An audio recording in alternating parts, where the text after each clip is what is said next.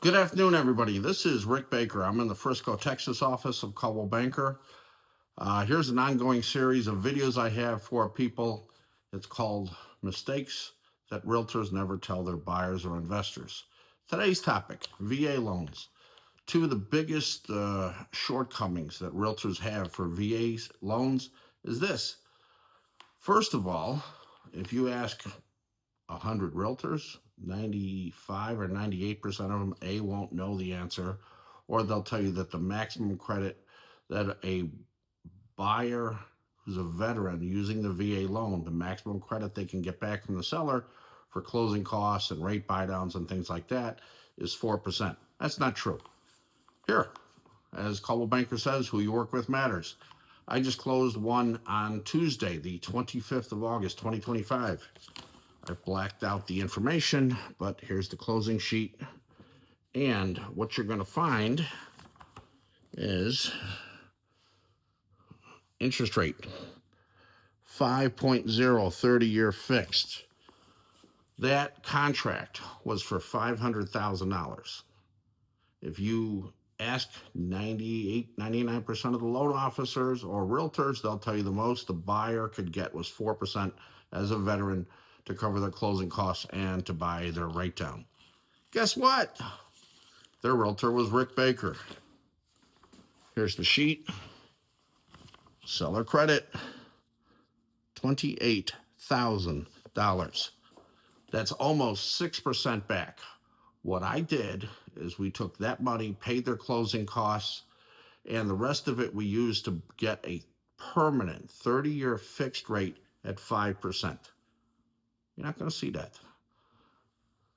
What we did is we went out and I sat with the client on the phone and we were just shopping mortgages. And I'll have another video on this on how to shop for a mortgage, not specifically the VA loan.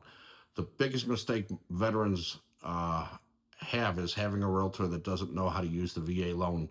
It's a great tool for most people. It's and the veterans, they earned it. People shot at them and, they're entitled to the VA loan. So you can get up to 6% back. In this case, technically, you can even go higher. You just basically run out of places to put the money. What I did is I prepaid their homeowner's insurance for the year because that's a closing cost. Most people don't think of that, but it's true. You buy your insurance that day. You use the closing costs to the credit to buy the thing. So the veteran has less out-of-pocket expenses. This wasn't an HOA. It was a master plan community. The HOA was prepaid for the entire year. So the veteran brought less money to the table and they put more money down. It helped them get us that great rate. 5%, 30-year fixed. Home run steal of a deal. That was the house I talked about on a previous video. If you look for it, again, follow me and you'll see it. House was $640,000. It was built by a great builder. You'll see it. I'll go back to the main page. Shattuck. Shattuck is a great builder.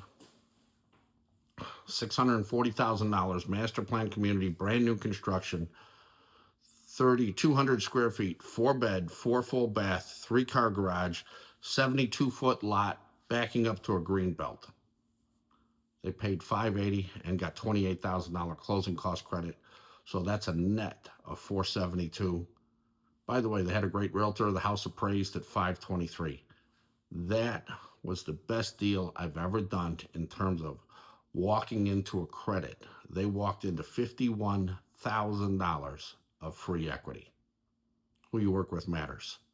Second point, shopping for a mortgage.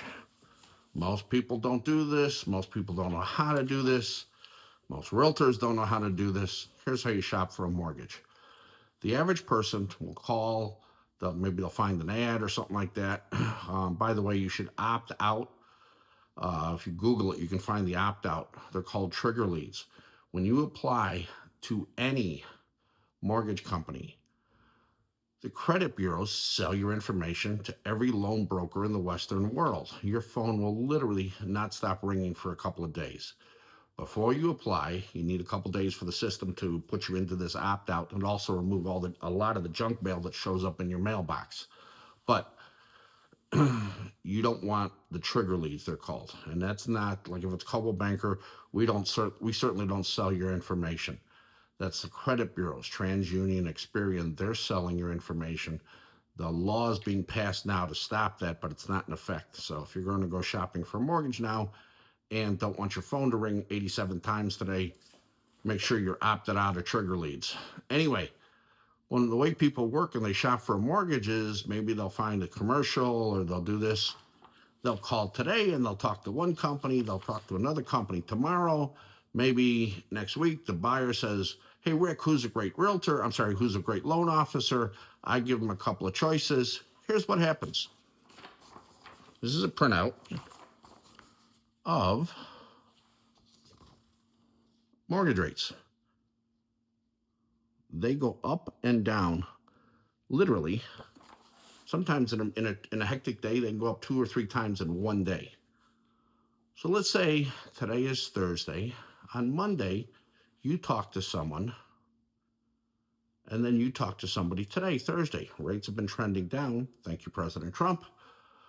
So rates are trending down because next month it's like a 90% certainty the rates are going to drop.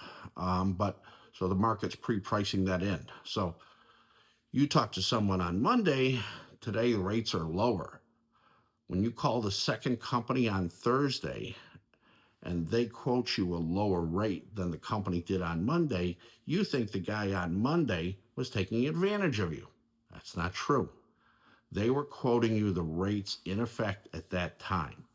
All you want to do is make a note of where they're at, find out, you can negotiate the rates, negotiate the fees, you negotiate closing cost credits, you negotiate the ability to not escrow.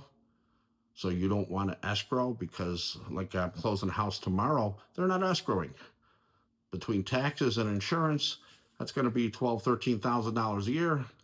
Instead of putting that money into the bank, to the lender's bank account, and then they write a check, I tell people, make 2 checks out every month, one for the principal and interest, and send that in. Of course, you're not writing a check, but excuse me.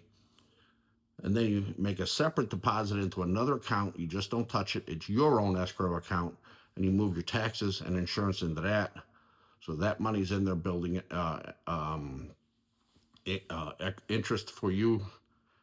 You know, interest now is about 4% or so, $13,000 if it's sitting there. And again, when you close, you got to have 3 months of escrow up front. So when you close and you can have $13,000 in the escrow account, you're picking up $400 a year just in interest.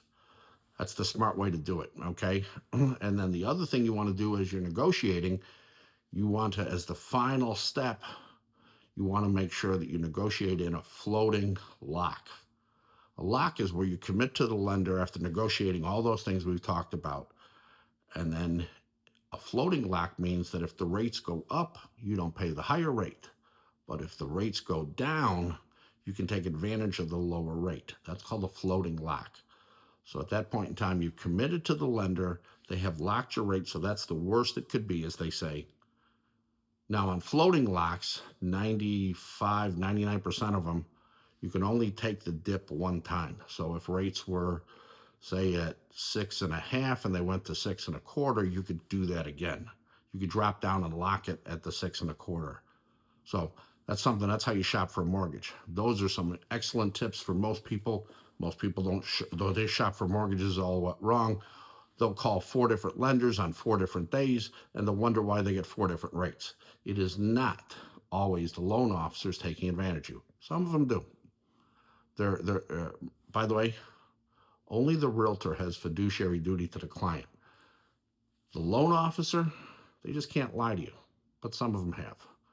But the loan officer, they're just there to make as much money as they can. A good loan officer understands that it's a relationship and that they hope to do business with you again. So that's how it works. Loan officer owes you no fiduciary duty. The realtor has to treat your money like the realtor's money, or in my case, like my wife's money. So that's how you shop for a mortgage. Give me a call, 972-836-8880. Again, it's Rick Baker with Coldwell Banker. my website, getarealrealtor.com. Follow me there. Follow me on social media. Go check out some of my other videos about things a realtor never told you about, the mistakes. So that's it. Thanks.